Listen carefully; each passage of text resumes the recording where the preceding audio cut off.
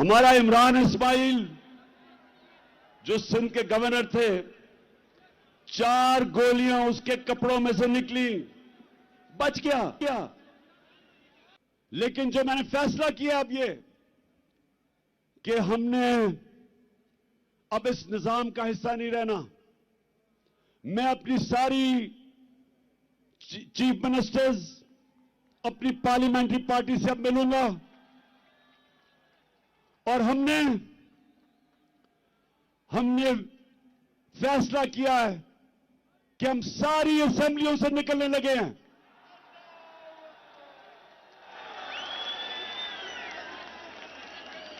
हम बजाय अपने मुल्क में तोड़फोड़ करें, हम बजाय अपने मुल्क में तबाही मचाएं, इससे बेहतर है कि हम इस करप्ट निजाम से बाहर निकलें। बिस्मिल्लाहिर्रहमानिर्रहीम। अस्सलाम। आप देख रहे हैं चौथा सुतून, मैं हूं जवाद फैजी। अब असम्बलियों से इस्तीफे से बात शुरू करूं या 4 गोलियों का जिक्र पहले होना चाहिए, इसकी कुछ समझ नहीं आ रही। जिस तरह समझ ही नहीं आ रही कि क्या क्या होना चाहिए, क्या क्या किया जाना चाहिए और क्या हो रहा है। जनाब खान साहब वजारत उज़्मा में अब नहीं रहे, वो वजारत उज़्मा के मनसब पे फायज़ नहीं है, लेकिन उनके ज़हन में शायद अब भी यही है कि मैं जो कहूँ वही हो जाना चाहिए। ये मुल्क है, इसका एक निज़ाम है। आप इस निज़ाम से कभी बाहर जाने की बात करते हैं, कभी आप अंदर आने की बात करते हैं, कभी जनाब बाजवा साहब के हवाले से आप कहते हैं एक पेज पे हैं, और आपके ही बहुत सारे लीडर्स भी ये कहते रहे कि वो तो अब्बा जी हैं। लेकिन उसके बाद अब जो ट्रेंड चलाए जा रहे हैं, फिर मुन्ना सिलाई को भी आके बताना पड़ा कि मामला है क्या और क्या था। इस सारी सूरत हाल पे आज की जो डेवलपमेंट है कि लाहौर में जनाब इमरान ख़ान ने अपनी पार्लिमानी पार्टी के जो मेंबरान थे उनसे गुफ्तगू करनी थी, मशावरत थी, और फिर उसके बाद इस्तीफ़ों का ऐलान करना था। लेकिन उन्होंने एक शर्त रखी कि नहीं, मुझे इलेक्शन की तारीख़ दे दें। मिल गई, वफाकी हुकूमत ने इलेक्शन की तारीख़ दे दी। वफाकी वज़ीर इत्तलात व नशरियात मरियम औरंगज़ेब ने तारीख़ दे दी कि अक्टूबर 2023 ये तारीख़ है, हम तसल्ली है। लिहाजा ये वो चीज़ें हैं जो बड़े आराम से, और जिस तरह कमर ज़मान कायरा साहब हमारे प्रोग्राम में भी कह के गए, फ़ोन पे भी कहा उन्होंने और अपने बीपर्स में भी कहा कि जनाब मशरूत मुज़ाकरात नहीं होते, बैठते हैं, बात करते हैं, उसमें से कोई रास्ता निकालते हैं और फिर आगे बढ़ते हैं।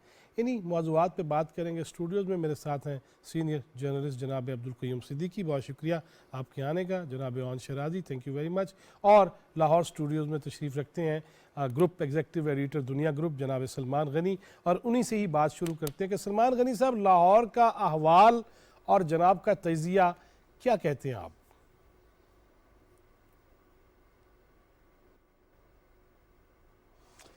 देखें जवाद, आपने अभी एक क्लिप चलाया है जिसमें खान साहब का कहना है कि हम इस करप्ट सिस्टम का हिस्सा नहीं रहना चाहते। मैं समझता हूँ कि उनका ये कहना पाकिस्तान के पार्लियामेंटेरियंस के लिए लम्हा फ़िक्रिया है, इसलिए कि वो इसी करप्ट सिस्टम के तहत वो प्राइम मिनिस्टर बने थे, इसी असम्बली ने उन्हें प्राइम मिनिस्टर बनाया था, और जिन असम्बलियों के तोड़ने की वो बात कर रहे हैं वहाँ पर भी उनकी हुकूमतें कायम हैं। तो मेरा ख्याल है कि जिस सिस्टम का वो हिस्सा है उन्हें इसे करप्ट नहीं करार देना चाहिए। लेकिन एक बात मैं कहूँगा कि आज उनका एक पॉजिटिव यू टर्न सामने आया है कि सब कुछ गवा के होश में आए तो क्या हुआ। देखिए, सियासत डायलॉग का नाम है, सियासत में बैठकर बात होती है, लेकिन पाकिस्तान की सियासी बदकिस्मती है कि पाकिस्तान में सियासी तब्दीली के नाम पे बरसख्तार आने वाले चीफ एग्जीक्यूटिव ने 3.5 साल अपने सियासी मुखालफिन को चोर और डाकू करार दिया। और अभी कुछ दिन पहले की बात है, उन्होंने कहा था कि मैं मर जाऊंगा लेकिन मैं इनके साथ नहीं बैठूंगा। मैं समझता हूं कि ये उनका एक पॉजिटिव यू टर्न है, और बिल आखिर बात वहीं पे आ गई कि जी मैं बैठने के लिए तैयार हूँ। देखिए, बात यह कि इंतखाबात दुनिया के जमहूरी माशरों में इस्तेहकाम लेके आते हैं, उसमें सियासी इस्तेहकाम होता है तो फिर मईशत की सूरत हाल बेहतर होती है, मईशत मजबूत होती है। लेकिन पिछले 10 साल से मैं देख रहा हूँ कि एक ख़ास माइंड सेट है जो पाकिस्तान के अंदर किसी भी इंतखाबात के बाद धौंस और धांधली के इल्ज़ामात लगाकर उन इंतखाबात की नतीजा खेजी यकीनी नहीं बनती है। हुकूमतें तो बन जाती हैं लेकिन उसके बाद सड़कों पे आके एक इंतशार, खलफशार, तनाव, टकराव और इस सारी पॉलिसी का किसी को फायदा या नुकसान हुआ है मैं नहीं कुछ कह सकता, लेकिन इसका नुकसान पाकिस्तान को हुआ है, पाकिस्तान की मईशत को हुआ है। अब जो नई एक सूरत तारी करने की कोशिश की थी कि मेरा आज ही अपने अखबार के अंदर एक न्यूज़ एनालिसिस है कि ये कभी भी असम्बली नहीं तोड़ेंगे और ये तहरीक आपके मेरी वजह से नहीं पैदा हुई। इसमें मैं आपको जो इन्फॉर्मेशन दे रहा हूँ, अच्छी बात है कयूम सिद्दीकी साहब मेरे भाई हैं, वो भी बैठे हैं। ये कल आए हैं परवेज़ खटक साहब, इस्लामाबाद से लाहौर पहुंचे और दो परवेज जो है इनकी आपस में मुलाकात हुई, परवेज अलाई साहब की और परवेज खटक साहब की। और आपको याद होगा जवाद, जब धरना सियासत इस्लामाबाद में चल रही थी तो ये उस वक्त चीफ मिनिस्टर थे पख्तूनख्वा के। इनसे एक जर्नलिस्ट ने पूछा कि अगर आपके लीडर आपको असम्बली तोड़ने के लिए कहेंगे तो आप तोड़ देंगे? तो वो रिकॉर्ड पे हैं कि उन्होंने कहा कि मैं एक सियासी आदमी हूँ, सियासी लोग असम्बली नहीं तोड़ते और अगर असम्बली तोड़ने की नौबत आई तो मैं चीफ मिनिस्ट्री वापस कर दूंगा। उन्होंने कल आके पहले परवेज अलाई साहब से मुलाकात की और उसके बाद उन दोनों की मुलाकात हुई है। मैं समझता हूँ कि दोनों परवेज एक्टिव थे और उन्होंने ये बावर करवाने की कोशिश की है कि जनाब अगर हम ये असम्बलियों से इस्तीफे दे देते हैं या असम्बलियाँ तोड़ देते हैं, उसके बाद अगर कबल इस वक्त इंतखाबात नहीं होते तो हम कहाँ जाएंगे। और यही बात मैं आपको पूरी जिम्मेदारी से बताता हूँ, 4 प्रोविंशियल मिनिस्टर्स ने हमें कही है कि ये हमें किस तरफ ले जाया जा रहा है। देखिए मैं समझता हूँ कि इंतखाबात होने चाहिए, लेकिन इंतखाबात से ज्यादा जरूरत है इस्लाहात की, ताकि पाकिस्तान के अंदर अगर निज़ाम को आगे की तरफ लेके जाना है, पाकिस्तान में सियासी इस्तेकाम लेके आना है, तो फिर इनको वापस पार्लियामेंट के अंदर आना पड़ेगा, फिर इस्लाहात करनी पड़ेंगी, कुछ लाइंस ड्रॉ करनी पड़ेंगी। बात यह कि ये ओए से सिस्टम नहीं चला करते।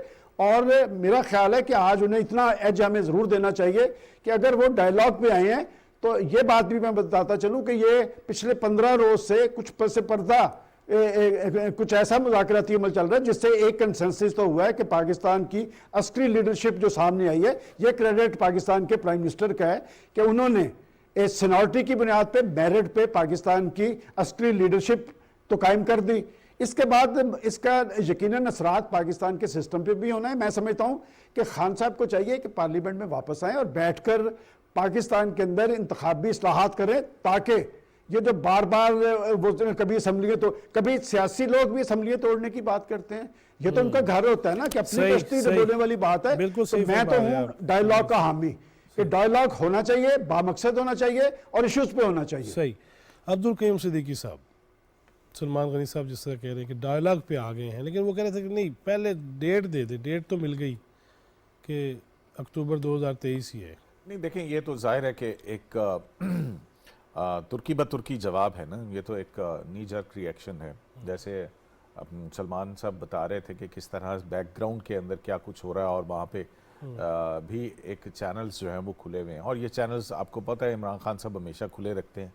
वो पहले जब अदम एतमाद हुई या उससे पहले जो है उनके वफाकी वज़रा रावलपिंडी के दौरे करते रहते थे। फिर उसके बाद आप देखेंगे रिसेंटली जबकि वो जानवर और न्यूट्रल और न जाने क्या क्या गद्दार वाले की गर्दान कर रहे थे, तो उस वक्त वो ईवान सदर के अंदर जनरल बाजवा जो हैं उनके साथ मुज़ाकरात भी कर रहे थे। तो फिर मतलब अगर देखा जाए तो वो कभी उनको अभी उन्होंने और यह मकबूल जान के साथ जो इंटरव्यू किया उसके अंदर उन्होंने पार्लियामेंट्री सिस्टम को ही लपेट दिया। एक तरफ वो जो पार्लियामेंट्री सिस्टम जिसकी वो प्रोडक्ट हैं उसको वो करप्ट भी कह रहे हैं। कभी कहते हैं कि एंग्लो सैक्सन सोसाइटी के लिए हमारा मुआशरा वो नहीं है। इमरान खान साहब चीन जाते हैं तो चीन का निज़ाम पसंद आ जाता है, जर्मनी जाते हैं तो जर्मनी का निज़ाम पसंद आ जाता है, श्रीलंका कभी कहीं का कभी कहीं का। सो कभी रियासत मदीना बनाने चले थे लेकिन निज़ाम उनको मुख्तलिफ। तो ये सारी उनकी एक जो जहनी या सियासी खलजान है, इसके बारे में तो जाहिर है कुछ कोई तिब्बी माहिरीन ही इसके बारे में कुछ बात कह सकते हैं कि हमने आज कोशिश की कंसिस्टेंट नहीं है। जहाँ तक बात है डायलॉग की, तो मेरा ख्याल है कि गवर्नमेंट देखें ये बेहतरीन मौका है कि अगर इमरान खान ने अपनी पार्टी के मिलने के बाद, जाहिर है बहुत सारी पॉलिटिकल चीज़ें होंगी कि अगर इलेक्शन होते हैं तो फिर इलेक्शन के अंदर चौधरी परवेज़ इलाही भी तो हिस्सा मांग रहे होंगे कि जनाब इसमें हमें कितनी सीटें मिलेंगी, कितनी सीटों पे आप एडजस्टमेंट करेंगे, क्या 30 सीटें होंगी, 40 सीटें होंगी, और इमरान खान साहब वो 40 सीटें देने की पोजीशन में होंगे, कौमी असम्बली के अंदर उनका कोटा क्या होगा। सो एक ये सारी चीज़ें जो हैं वो अभी होंगी। अब मोनस इलाही साहब का इंटरव्यू, तो ये सारी चीज़ें जो हैं वो जाहिर है कि ये बताती हैं कि सब कुछ ठीक नहीं है, लेकिन डायलॉग अब मेरा ख्याल है कि हुकूमत को भी ये बात छोड़ देनी चाहिए कि जी हमने तारीख दे दी है, तो इससे मामला हल नहीं होंगे। हुकूमत ने भी इकॉनमी चलानी है, अगले 9-10 महीने जो हैं वो करना है, तो बहुत बेहतर होगा और ये पॉलिटिकली भी बहुत अच्छा होगा कि इमरान खान साहब को आप डायलॉग के अंदर इंगेज करें। मेरा ख्याल है कि ये इट्स ए गुड थिंग, और उसके बाद अगर मुल्क के अंदर स्टेबिलिटी आती है तो उसमें मुल्क का फ़ायदा है ना। यस। और शराजी साहब, आप फील्ड में फिरते रहते हैं, और ये जो जिस तरह माहौल बनाया गया बाजवा साहब के हवाले से, आर्मी चीफ के हवाले से, तकर्री के हवाले से, उसके बाद अब मुनस इलाही साहब का जो बयान आ गया है कि क्या है ये सारा कुछ?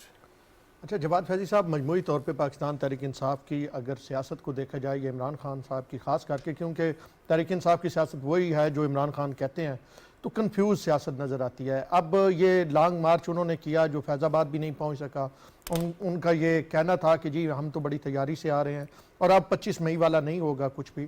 तो वहाँ पे फेस सेविंग के लिए खान साहब ने कुछ कहना था, खान साहब ने कहा कि जी हम इस्तीफ़े दे देंगे, और अब वही चीज़ जो उन्होंने एक बग़ैर सोचे समझे, खान साहब का एक तरीक़ेकार है कि वो बात कर देते हैं, अब वही चीज़ उनके गले पड़ी हुई है। अब परवेज़ इलाही से जो मतलब मुलाकात हुई है, उसमें परवेज़ इलाही ने वाज़े तौर पे मेरे जो ज़राए हैं उनके मुताबिक परवेज़ इलाही ने वाज़े तौर पे कहा है कि 1-2 माह तक तो सोचे भी नहीं, हमने अभी स्कीमें दी हैं अपने MPAs को, और तरक्याती काम हो रहे हैं, उनको मुकम्मल होने दें। हम अगर चले जाते हैं, आउट हो जाते हैं इससे, और इलेक्शन होते हैं, हम नई हुकूमत बना सकते, या इलेक्शन नहीं भी होते, कोई भी इस तरह का सेटअप आता है, तो फिर हमारे लिए क्या होगा कि अगले इलेक्शन में हमने जाना है, तो उस पर खान साहब ने सोचो विचार के लिए वक्त लिया है। नहीं, मेरा ख्याल है ये भी कहा गया कि ये जो चिंची की तरह हेलीकॉप्टर चलता है ना, वो भी मुक जाना चाहिए। सिर्फ वो नहीं खत्म होगा, इधर नहीं खत्म होगा, बल्कि KP में भी खत्म होगा। और वो खान साहब को, वैसे खान साहब को ये डर अगर दिलाया जाए, और परवेज़ इलाही साहब बड़े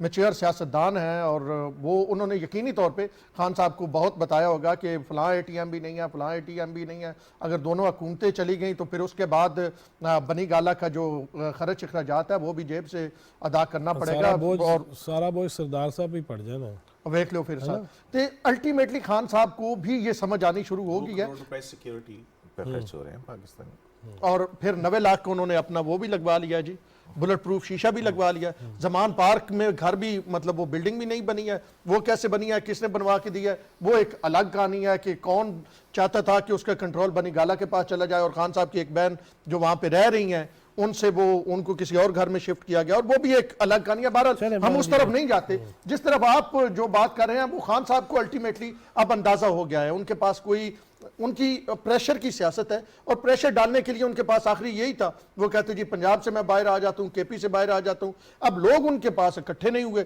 मैं ये कहता हूँ कि खान साहब को बंदा 80,000 भी इकट्ठा हो जाता ना, खान साहब इस्लामाबाद जरूर आना सी, लोग इकट्ठे नहीं हुए, खान साहब ने भी देख लिया, और फिर खान साहब का कन्वाय उसी फैजाबाद पुल से गुजर के गया, जिस फैजाबाद के बारे में वो कह रहे थे कि यहाँ से हम आगे जाएंगे, वर्कर पीछे थे, खान साहब के कन्वाय जो है वो फैजाबाद से आगे। सलमान गनी साहब, ये जो पंजाब की सियासत ख़ास तौर पे पहले भी आपने जिक्र फरमाया है, ये जो मुनस इलाही साहब का बयान आ जाना, और उसके बाद वो बाजवा साहब कहते थे कि नहीं हमने सियासत से हाथ उठा लिए हैं, फरवरी की बात थी, फिर अप्रैल के अंदर भी मुनस साहब के बकौल के बाजवा साहब इसमें इन्वॉल्व रहे, ये सारी खिचड़ी है क्या? ये क्या लग रहा है आपको, कहानी असल क्या है?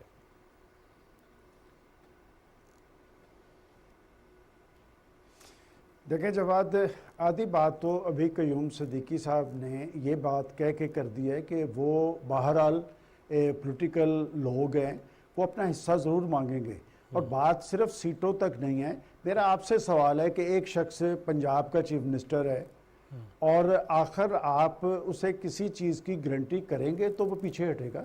मेरा ख्याल है इसमें वो जो कोशिशें हैं, जो मेरी इत्तलाहात हैं कि बिलवास्ता तौर पे खान साहब को कहा गया कि हमने भी तो एक बड़ा इकदाम करना है, तो फिर आइंदा की चीफ मिनिस्टरशिप का भी फैसला कर लें। आखिर एक नौजवान मुनस इलाही भी तो अब सियासी महाज पे सरगर्म है। मैं तो उस शख्स को अप्रिशिएट करता हूँ, मैंने तो आज ट्वीट किया है कि उसने तो सारा कुछ ही खोल के रख दिया। और बात यह कि बहरहाल उन्होंने तो बाजवा साहब का केस लड़ा है, और बाजवा साहब का जो केस लड़ रहे हैं मुनस इलाही साहब, तो वो किन के लिए लम्हा फिक्री है, वो जो उनके खिलाफ ट्रेंड चला रहे हैं। और बात यह कि इसमें तो कोई दो राय नहीं कि बाजवा साहब उनके मोहसिन हैं, और आपको याद नहीं कि वो किस तरह बाजवा साहब के बारे में कहते थे कि हमारी हुकूमत को खड़ा किया, हमारी हुकूमत को चलाया, और फिर खुद उस वक्त का चीफ एग्जीक्यूटिव जो अपने आप को अब सियासी कुव्वत कहता है, वो तो कहता है कि इंटेलिजेंस एजेंसीज कानून साजी करके देती थी, हमने जो करवाना होता था वो करके देती थी, मैं 2 तारीख अक्सरियत से आऊँगा। सर ये ख्वाब हैं, ये ख्वाहिशात हैं। मैं समझता हूँ कि रियल अप्रोच अपनानी चाहिए। और मैं इसलिए कह रहा हूँ, मैं वो जर्नलिस्ट रोज से कह रहा हूँ कि असम्बलियाँ नहीं टूटेंगी, इसलिए कि जवाद आपने, क्यूम सिद्दीकी साहब ने, ओन साहब, हम लोग इन्हीं से ही तो मिलते हैं। हमारी सहाफत जो है सियासत से ही तो मुंसलिक है। मैं एक एक वजीर से, एक एक एमपी से मिल रहा हूँ, वो हंसते हैं इस बात पे। बात यह है कि इस सूरत हाल के अंदर जैसे कहा गया कि उनको डेवलपमेंट फंड से भी मिले 1 माह पहले, उन्होंने अपने हलकों में जाके तरक्याती काम करवाना है, और तरक्याती काम का मतलब भी आपको पता है, उससे फिर अगले इंतखाबात के अखराजात भी निकलने हैं। कोई पोलिटिकल बंदा, 30-40 साल मुझे जर्नलिज्म में हो गए, वो अपनी कश्ती से छलांग लगाने के लिए तैयार नहीं होते। वो नहीं चाहते कि जी उनकी कश्ती डुबो दी जाए। खान साहब चूंकि बाहर बैठे हैं, वो अब हुकूमत में नहीं, अब वो प्राइम मिनिस्टर नहीं रहे, तो वो ये चाह रहे हैं कि हम तो डूबे हैं सनम, तुमको भी ले डूबेंगे। तो मेरा ख्याल है चौधरी परवेज इलाही साहब सब कुछ जानते बूझते हैं। और मैं इसमें एक बयान कोट करना चाहता हूँ जो आपके पख्तूनख्वा के तर्जमान हैं, गालबन सेनेटर साहब हैं, उन्होंने एक बयान दिया है कि ये नहीं होगा कि आप हमारी असम्बली तो तोड़ दें और पंजाब की कायम रहे। देखिए पख्तूनख्वा के अंदर तो वो एक डायरेक्शन देनी है, तो वहां पर वो तो टूट जाएगी, पंजाब असम्बली नहीं टूटेगी। और बात यह कि अगर पंजाब असम्बली में कोई इंतहाई एकदम, जैसे आज एक नया प्रेशर कि जी उन्होंने समरी करके इमरान खान साहब को दे दी है, भाई इमरान खान साहब को पंजाब असम्बली तोड़ने की समरी क्या चीफ मिनिस्टर साहब, ये दुरुस्त या आईनी या कानूनी अमल है कि एक दूसरी पार्टी के सरबराह को, मतलब इस असम्बली के मुकद्दर का फैसला एक ऐसा शख्स करे जो इसका मेंबर ही नहीं है। तो मेरा ख्याल है कि सबको अपने तर्ज अमल पर नजरसानी करनी चाहिए। अगर पाकिस्तान ने आगे की तरफ जाना है तो फिर पोलिटिकल सोच और अप्रोच अपनानी पड़ेगी। बात यह कि आज पाकिस्तान की जो गंभीर सूरत हाल है माशी, वो पूरे मुल्क के तमाम तबकात और पाकिस्तान के अवाम पर उसके असरात हैं। और ये सारा किया धरा किसका है? देखिए बात ये कि जवाद, एक बात आपके नाज़रीन को जरूर मालूम होनी चाहिए कि आज जो पाकिस्तान के अवाम महंगाई की चक्की में पिस रहे हैं, ये तो कहा गया था कि हम जब बरसते इक़्तिदार आएंगे IMF से रजू पर हम खुदकशी को तरजीह देंगे। आपने पाकिस्तान के 22 करोड़ अवाम का मुस्तकबिल IMF के हाथ में दे दिया कि वो जो चाहें, बिजली, गैस, पेट्रोल, सारे फैसले अगर उन्होंने करने हैं तो जनाब हुकूमतें किस चीज का इलाज है। तो मैं समझता हूं कि ये मामला आगे की तरफ चलने चाहिए। और अब ये जो इंतहा पसंदाना तर्ज अमल है, ये जो गाली गलोच की सियासत है, ये जो इल्जाम तराशी, बात यह कि आपका तो सारा कुछ सामने आ गया। साइफर में आपने खुद कहा कि अमेरिका का नाम नहीं लेना, हम इस पे खेलेंगे। जनाब आप मुल्क से खेलेंगे, आप कौम से खेलेंगे, आप सिस्टम से खेलेंगे, हर बात पे तो आप यूटर्न ले रहे हैं। आज का यूटर्न बहरहाल बहुत अच्छा है कि सब कुछ गवा के होश में आए तो क्या हुआ, डायलॉग होना चाहिए और ये पार्लियामेंट के प्लेटफॉर्म से होना चाहिए। सबसे बड़ा जो बिल्कुल सही फरमा रहे सलमान गनी साहब। प्लेटफॉर्म इसी पे बात करते हैं, हमारे साथ फोन लाइन पे सीनियर सहाफ़ी तजज़ियाकार जनाब रिजवान रजी। अस्सलाम वालेकुम। वालेकुम अस्सलाम। जनाब रिजवान रजी साहब, जनाब अब्दुल क़य्यूम सिद्दीकी, जनाब सलमान गनी और ऑन शराजी साहब हमारे साथ प्रोग्राम में शरीक हैं। और आपसे ये पूछने की ज़हमत करूँगा, बल्कि ये जसारत करूँगा, सॉरी उर्दू ही थोड़ी वजह तो ख़राब हो जाती मेरी, वो ये कि ये फरमाइएगा कि आज खान साहब ने कह दिया कि जी इलेक्शन की डेट दे दें, तो इस्तीफ़े भी नहीं दे रहे। और इसके साथ साथ रजी साहब, सऊदी अरब ने वो जो $3 अरब थे उसमें भी हमें मजीद वक्त दिया है। इस सारे माहौल को कैसे देख रहे हैं? देखिए, सऊदी अरब ने हमें वो वक्त दिया है, और दूसरा ये है कि 7.5% पे जो हाईएस्ट एवर हमने एक जो है वो सकूक लॉन्च किया था, उसकी हमने एडवांस अदायगी कर दी है। और हमने वो महंगा तरीन सकूक जो है वो एडवांस में अदा किया है, जिसके ऊपर जनाब इमरान अहमद खान न्याजी साहब जो हैं वो बहुत ज्यादा शोर मचा रहे थे डिफॉल्ट का। और वो डिफॉल्ट जो है वो एक स्ट्रोक के साथ हुकूमत ने बाउंड्री से बाहर मारा है। लेकिन पहले मैं कहूँगा, मेरा सलाम अर्ज कर दीजिए शिराजी भाई को, मेरे से नाराज रहते हैं, और सिद्दीकी साहब को उनको भी, और अल्लाह आपको खुश रखे। लेकिन सर बात ये है कि अब तो इमरान साहब जो हैं वो प्लीडिंग पे उतर आए हैं, गुजारिश पे उतर आए हैं, मिन्नत तरले पे उतर आए हैं कि मेरे साथ कोई बात कर ली जाए। और पहले वो कहते थे कि जी आप इलेक्शन का ऐलान करें तो हम बैठ के उसकी मोडेलिटीज तय करें। अब वो इस पे आ गए हैं कि हम बैठ के जो है वो इलेक्शन की तारीख का फैसला कर लें। तो बहुत सारे जमीनी हकायक जो हैं, जो बदले हैं, उसके बुनियाद पे लगता है कि इमरान खान साहब ने जो ब्लफ क्लेम किया था वो कॉल हो गया। और जनाब आसफ अली जरदारी साहब ने उन्हें और राणा सनाउल्लाह ने उन्हें पिछले 48 घंटे में कहा है कि भाई आप ठीक है, आप असेंबलियां तोड़ेंगे तो हम वहां पे नए इलेक्शन करवा देंगे। और इसका कोई जवाब नहीं है उनके पास, मासवाए इसके कि वो उन्हीं लोगों से इलेक्शन की तारीख के लिए मुल्तमस हो जो कि जो हैं जिनको वो कल तक कंडेम करते रहे हैं। आज भी आप अगर उनकी तकरीर सुने तो वो कोई 21 मिनट की तकरीर थी, उन्होंने 20 मिनट वो पुराना जो रेट्रिक है उसको दोहराया और 21वें मिनट में जाके उन्होंने कहा कि जनाब आए बैठ के बात कर लेते हैं इलेक्शन के लिए। मेरा ख्याल है कि थोड़ा सा उन्हें और स्टेप डाउन करना पड़ेगा और दूसरों को भी अपने बराबर के सियासतदान समझना पड़ेगा। और सियासत मुमकिनात का खेल है और ये इसी तरह से गुफ्तगू से ही ये मसाइल हल होने हैं और कौम ने आगे बढ़ना है। रजी साहब, ये लेकिन इसमें रजी से मैं वो नाराजगी आपकी ऑन से या मुझसे है या ऑन आपसे नाराज और भाई मेरे से नाराज रहते हैं। नहीं नहीं रजी साहब बिल्कुल खैर नहीं, नहीं, आप बड़ा ऑन की नाराजगी अब ऑफ हो गई है। अच्छा ठीक है। अच्छा रिजवान रजी, ये तो ठीक है कि पॉलिटिकल मामलात हैं, ये है, ये भी हो सकता है, वो भी हो सकता है। तो वो जो अलकादर यूनिवर्सिटी वाला मामला है, नैब का नोटिस, शायद उसने भी कोई रोल प्ले किया होगा इतनी प्लीडिंग में आने के। बल्कि फवाद चौधरी साहब भी आज काफी उस पे सीख बात है। देखिए बात ये है कि अगर सीडीए का नोटिस जो है वो आजम स्वाति साहब के घर के इलीगल कंस्ट्रक्शन के खिलाफ जो जाता है, तो अगर वो कोई रोल प्ले कर सकता है तो ये रोल भी प्ले कर सकता है।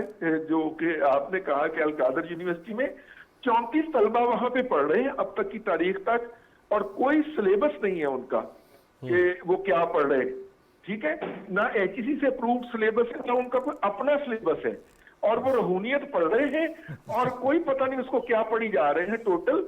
और वो 34 तलबा में से 90% जो है वो फ्री पढ़ रहे हैं, ये हमें आज असद उमर साहब ने बताया है। और ये बहुत बड़ी कंट्रीब्यूशन है कि अन्य वक्त तालिब इल्म पढ़ाई जा रहे हैं, कोई पता नहीं की पढ़ाई जा रहे हैं।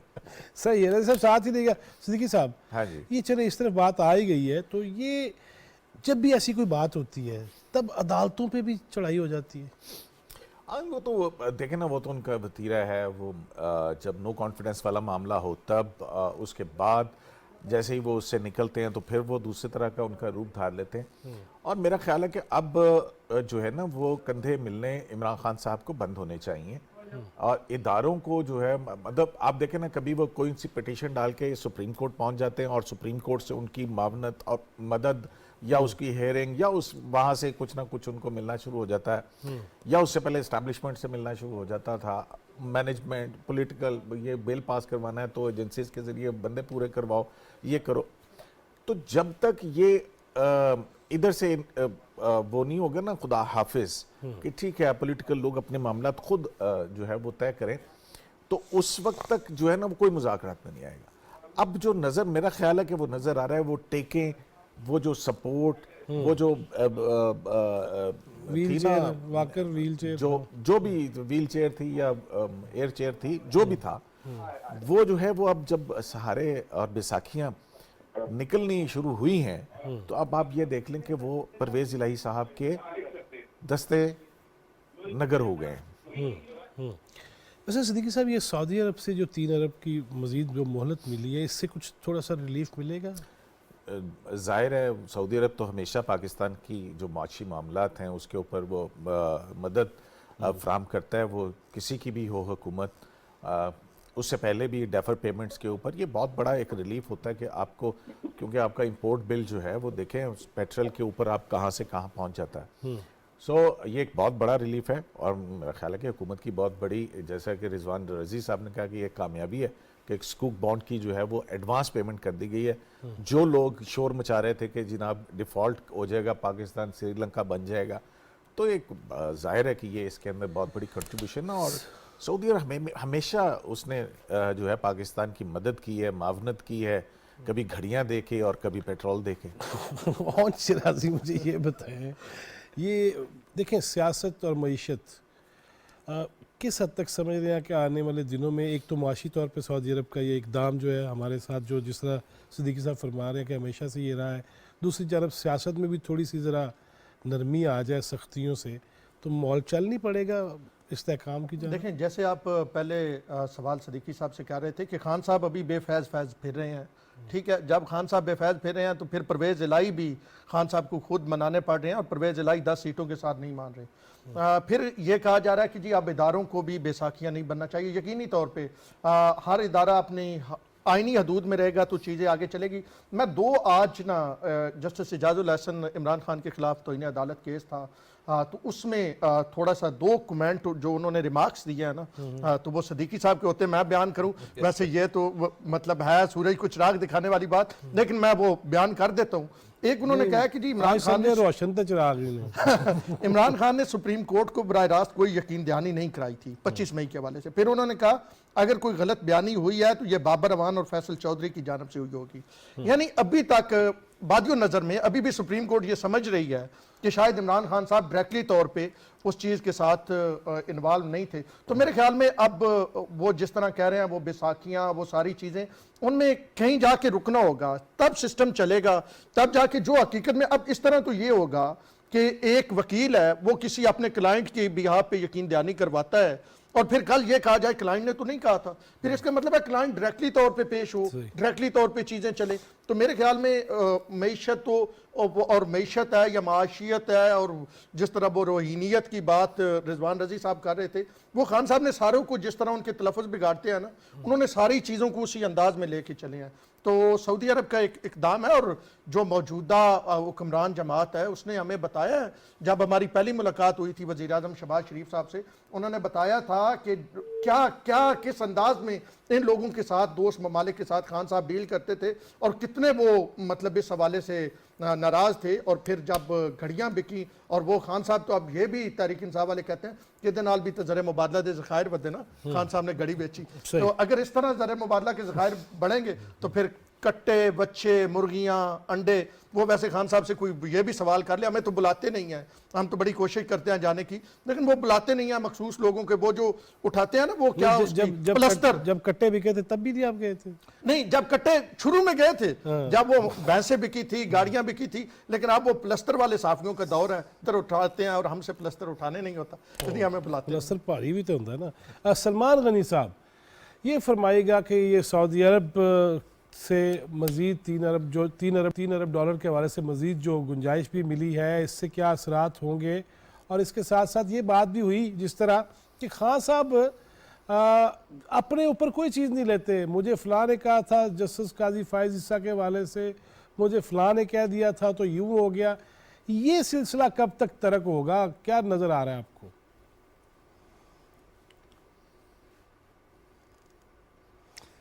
देखिए जवाद, ये जो आपने कहा कि वो ये कहते हैं कि फ़लाँ ने कहा था, मेरा ख्याल वो एक हदीस है कि किसी शख्स के झूठा होने के लिए यही बात काफ़ी है कि वो सुनी सुनाई बात को आगे बढ़ाता फिरे। जहाँ तक आपने सऊदी अरब की बात की है, देखिए सऊदी अरब से हमारे तारीख़ी और जज्बाती रिश्ते हैं और इसमें कोई शक नहीं कि जब भी पाकिस्तान पे कोई मुश्किल वक्त आया है, चाइना, सऊदी अरब ये हमारे साथ खड़े हुए हैं और 3 अरब में जो उन्होंने हमें मोहलत दी है, यकीनन वो इस बात के लिए कि पाकिस्तान माशी तौर पे बेहतरी की जानिब गामजन हो। लेकिन मैं सऊदीयंस के जज्बात को किसी और तरह देखता हूँ। देखिए अभी आपने घड़ियों का जिक्र किया, आप ज़रा ठंडे दिल से ये सोचें कि वहाँ के सऊदी वली अहद ने पाकिस्तान के प्राइम मिनिस्टर को एक ऐसी नायाब घड़ी दी जिसपे खाना काबा की शबीह थी। आप 2 घड़ियां बनी, एक उन्होंने अपने पास रखी, एक उन्होंने पाकिस्तान के प्राइम मिनिस्टर को दी। यहां से उनकी पाकिस्तान के साथ वालेहाना मोहब्बत और उल्फत का इजहार भी होता है। सही। और आपको याद होगा लाहौर में एक प्रोग्राम में मैंने आपसे कहा था कि जवाद, अगर आपने मुझे कोई टाई दी हो और मैंने आपको कोट दिया हो और वो हम तीसरे बंदे के पास देख ले तो हमारे आपस में जिस बात क्या है, जवाद ये जो तोहफा होता है ये फकीर भी नहीं बेचते। आप जरा इसको उठा के देखें, फकीर भी उसको इज्जत देते हैं। और मैं उस वक्त ये अपने चैनल पे मैंने बैठ के कहा था कि अगर वली अहद वो जब घड़ियां दिखाई गई जो उन्होंने पाकिस्तान से वाबस्तगी के इजहार के तौर पे पाकिस्तान के प्राइम मिनिस्टर को दी थी, वो बिकी हुई घड़ी देख लेते तो पाकिस्तान के बारे में या पाकिस्तान के इस सियासतदान के बारे में उनकी राय क्या होगी। देखें, वो तो हमारे साथ हमेशा खड़े रहे। हमारे यहाँ जो असल बहरान है वो लीडरशिप का बहरान है, और लीडरशिप ऐसी कि आप मुखालफिन को कहते हैं जी उन्होंने भी लिए, देखिए उन्होंने भी लिए होंगे, उन्होंने बेचे नहीं है, उससे पाकिस्तानियों को या सऊदियों को शर्मिंदगी नहीं हुई होगी, लिए होंगे उन्होंने। मैं तो कहता हूँ ये सारा सिलसिला बंद होना चाहिए, और लीडरशिप हमेशा मशले राह होती है। आप एक बयान देते हैं, उसके बाद उस बयान से मुकर जाते हैं, और जो तर्ज अमल माजी के अंदर उन्होंने इख्तियार किए रखा है, देखिए उन्हें एक मौका मिला है, और अच्छी बात थी कि पाकिस्तान के लोगों को एक तीसरी पार्टी को आजमाने का मौका मिला।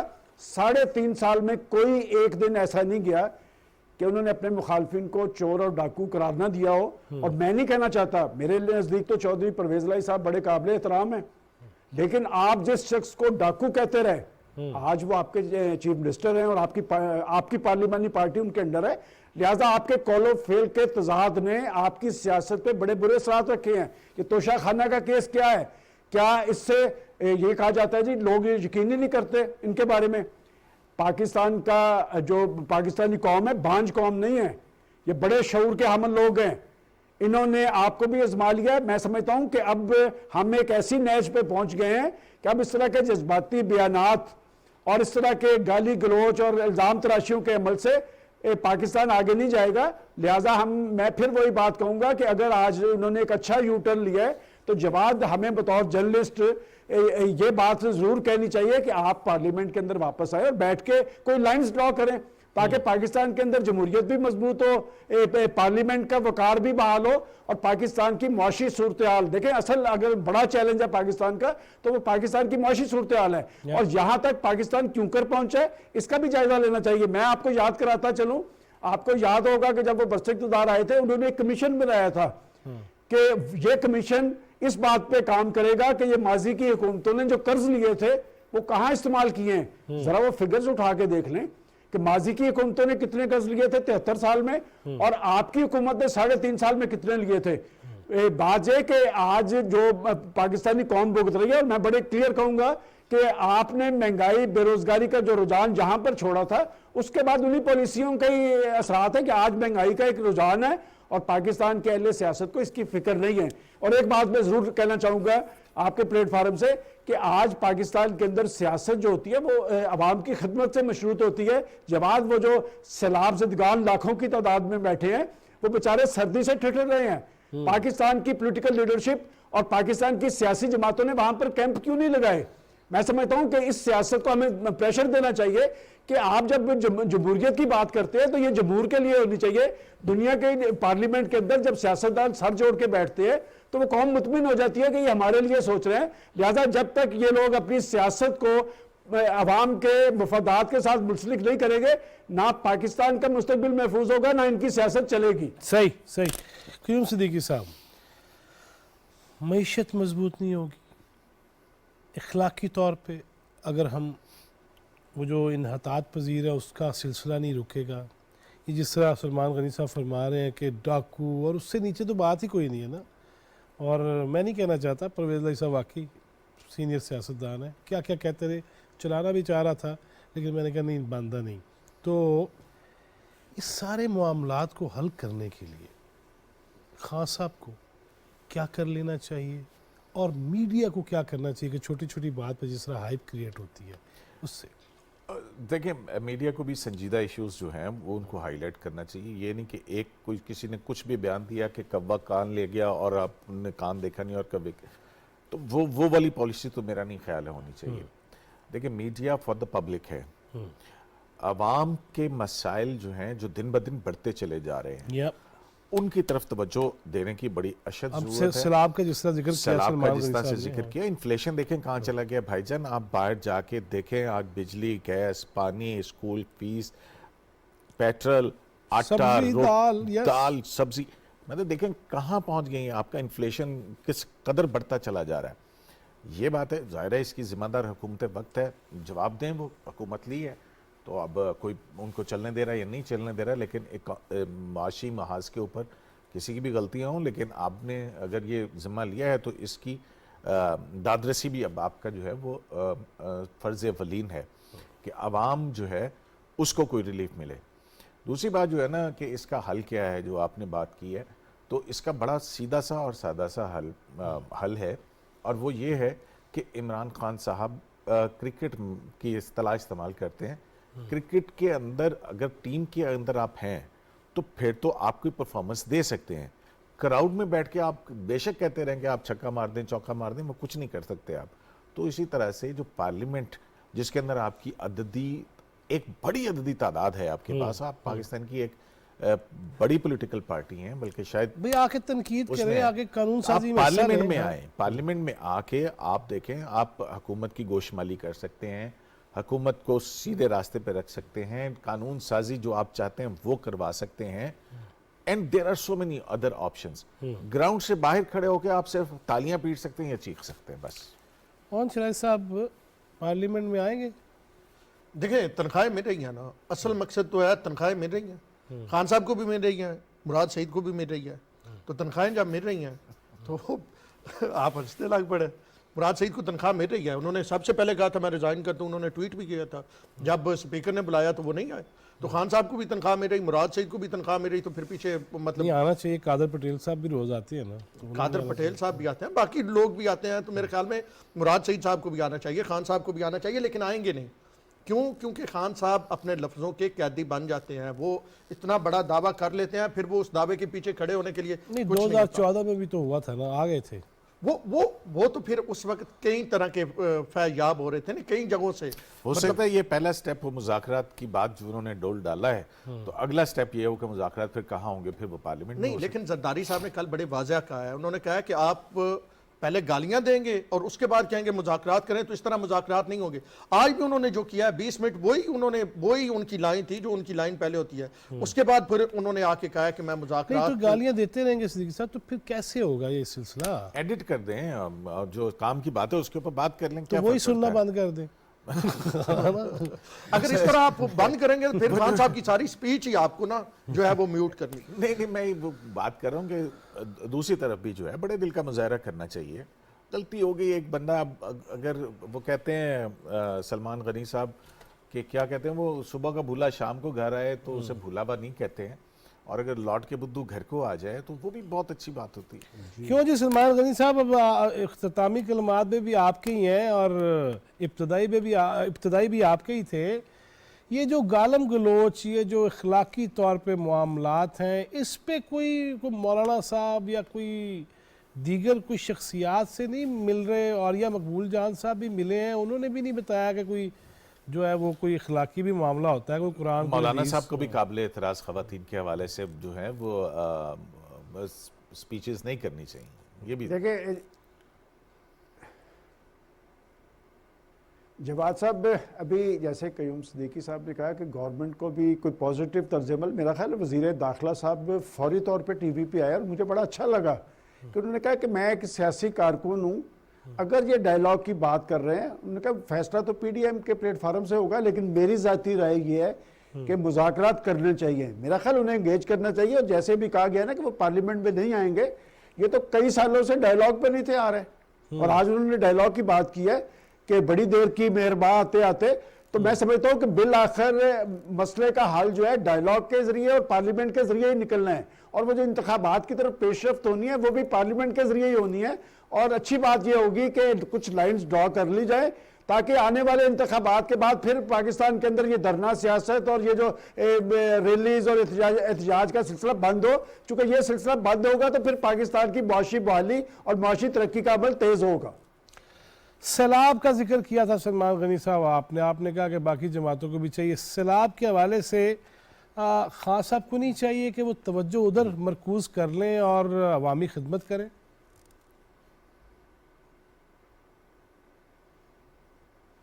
जवाद, मेरा ख्याल है कि खान साहब ने भी अरबों रुपया सैलाब के नाम पे इकट्ठा किया है, और शहबाज शरीफ साहब ने भी इस हवाले से तहरीक पेश की थी, और वो उन इलाकों के दौरे पे भी गए थे, और मैं ये कहता हूं कि वो जो अरबों खरबों जमा हुआ है वो बेचारे तो सर्दी में ठिठुर रहे हैं, और कोई पॉलिटिकल पार्टी वहां पर नहीं गई, वहां पर समाजी तंजीमें गई हैं, आज भी काम कर रही हैं, अखुवत काम कर रही है, अलखिदमत काम कर रही है, बाकी कुछ मजहबी तंजीमें काम कर रही है।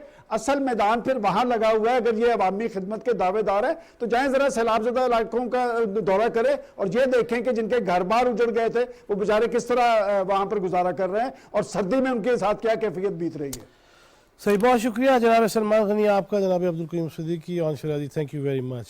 नाजरीन थ्री ना के चले, मैं ये नहीं कहता सिंध में अगर पीपल्स पार्टी की हुकूमत है तो पीपल्स पार्टी सिंध पे ही सबसे ज़्यादा तवज्जो दे रही है। मुराद अली शाह साहब किसी सियासी टॉक शो में नहीं जा रहे, कोई ऐसा इंटरव्यू नहीं दे रहे। उन्होंने जब मेरे साथ बात हुई तो तब भी उनका ये कहना था और आज तक वो यही कह रहे हैं कि सैलाब का इशू है तो मैं बात करने को तैयार हूँ।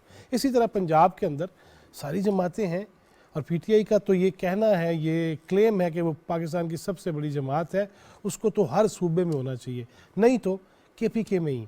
वो तो आपकी हुकूमत है खान साहब, वहाँ पे ही कोई ऐसे मामलात कर दीजिए, कोई 50 लाख नहीं, कोई एक आध हिंसा कम कर ले, 5 लाख ही घर बना दे सलाम मुतासरीन के लिए, इधर भी बना दे उधर भी बना दे, कुछ तो कर लें। और जहाँ तक बात है पाकिस्तान मुस्लिम लीग नून हो या JUI हो या दीगर मजहबी जमातें क्यों ना हो, सियासी जमातें, उनको इस महाज पे सबसे ज़्यादा काम करने की ज़रूरत है।